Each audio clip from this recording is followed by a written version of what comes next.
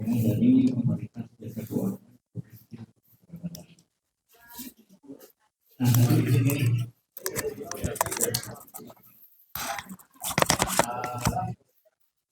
mungkin pertama saya mau nanya sama ibu-ibu, kira-kira dari ibu-ibu yang ada di sini ada yang tahu apa itu OJK?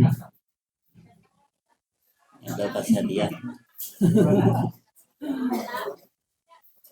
Iya betul, Otoritas Jasa Keuangan. Maksud saya tugas dan fungsi OJK apa sih? Ada yang tahu nggak kira-kira ibu? Kita ngobrol biasa aja ya, jangan yang formal-formal ya, yang formal-formal itu bapak-bapak pejabat aja. Nggak ada jangan. Ada yang tahu? Nggak ada? Oke. Jadi saya jelaskan sedikit, Otoritas Jasa Keuangan itu memiliki 3 tugas pokok. Yang pertama itu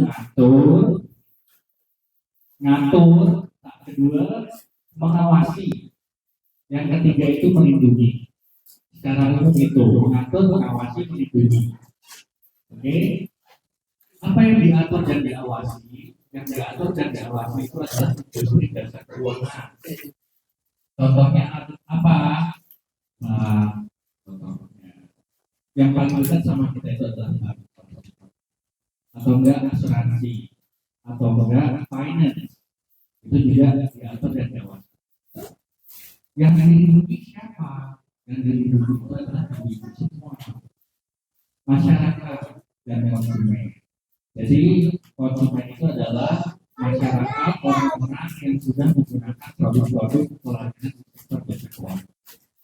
Kalau masyarakat pada umumnya bisa jadi belum menggunakan produk atau layanan sektor jasa keuangan. Jadi ibu-ibu ini kalau misalkan ada permasalahan di sektor jasa keuangan, bisa curhat ke kami, bisa melapor ke kami, gitu ya. Jadi kami itu bertugas melindungi, khususnya di saya sendiri. Saya itu di tim pelindungan konsumen. Itu di ada yang nanya nggak? Nggak ada. Terus selanjutnya kayak gimana sih yang dilindungi sama OJK itu? Yang dilindungi sama OJK adalah masyarakat yang dicurangi, bisa kita bilang yang dicurangi sama sektor jasa keuangan. Yang dicurangi itu kayak gimana? Contoh, tiba-tiba ada yang punya pinjaman di bank, terus ibunya minjemnya contohnya 3 tahun atau enggak 5 tahun, tapi sama bank tiba-tiba dipanjangin sendiri tanpa persetujuan. Nah itu kan berarti ada pelanggaran di situ, bisa lapor ke kami. Tapi kalau misalkan contohnya ibu-ibu punya pinjaman di bank dan datang ke kantor, Mas Tama, saya punya pinjaman tapi saya tidak mampu bayar, saya minta tolong lu Mas Tama, bisa nggak OJK nyuruh banknya itu minta banknya supaya pinjaman saya itu dikurangi bunganya atau enggak dihilangin dendanya? Jawaban kami tentu tidak bisa, karena yang namanya bunga pinjaman dan denda itu ada apabila ibu-ibu tidak memenuhi pembayaran. Jadi sebelum kita pinjam, kita harus tahu dulu berapa sih yang kita bisa bayar. Seperti itu. Jangan sampai di kemudian hari kita sudah meminjam, tapi malah ada kesulitan untuk bayar.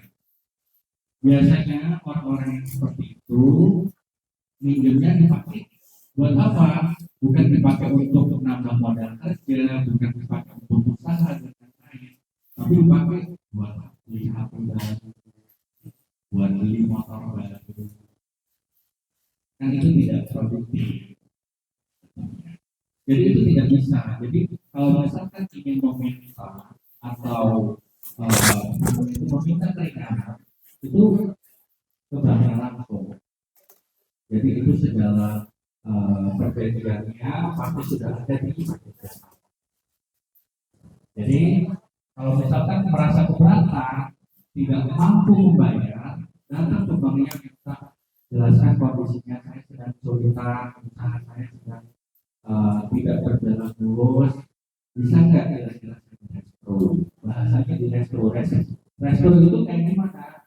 Restro itu dikasih waktu yang lebih panjang. Atau kalau misalkan dari 3 tahun mungkin dikasih jadi 6 tahun, 2 tahun. Nanti pokoknya berapa, bayar pinjamannya berapa, mungkin awalnya bayar 1 juta, 1 juta dalam jangka waktu 3 tahun, dikurangi jadi 500.000, tapi waktunya panjang.